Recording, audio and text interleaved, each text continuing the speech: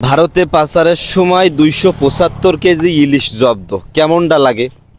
আওয়ামী লীগ সরকার ছিল, শুনতাম যে আওয়ামী লীগ সরকার পাচার করে, ফ্রি দেয়, মাগনা দেয় ইন্ডিয়ায়। তাই এখন এই ইলিশগুলো পাচার করতেছে কিরা? আমি তো বুঝতেই পারতেছি না। যারা আওয়ামী লীগের হয়ে ব্যবসা বাণিজ্য করতো এরা তো এখন মানে এইসব ব্যবসা হয়তো করতেছে না শুনলাম, কারণ সবাই একটু মানে খারাপ লাগা থাকে, ভয় থাকে, সেই জন্যই হয়তো একে অপর চলে গেছে।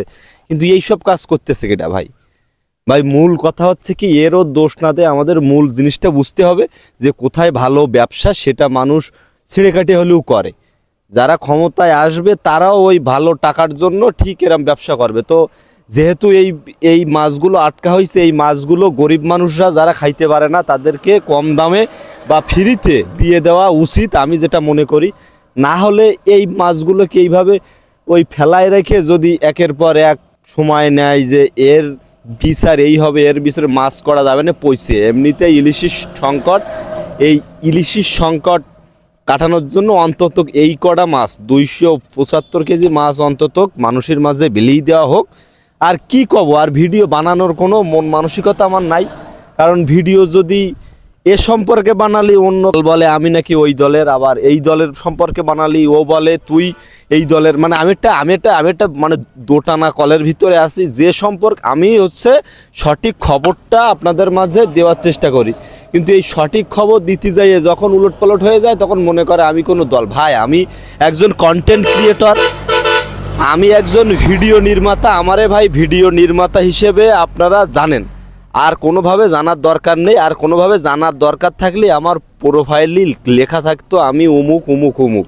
দয়া করে ভাই আমার ভিডিও বানিয়ে পেট চালাতে দেন। আমার হচ্ছে এই আপনাদের এই কমেন্টস মানে পড়ে আমি সহ আমার এই আশেপাশের মানুষজনের খুব খারাপ লাগে। সেই জন্য আশেপাশের মানুষজনরা আমারে কয় যে ভাই এসব।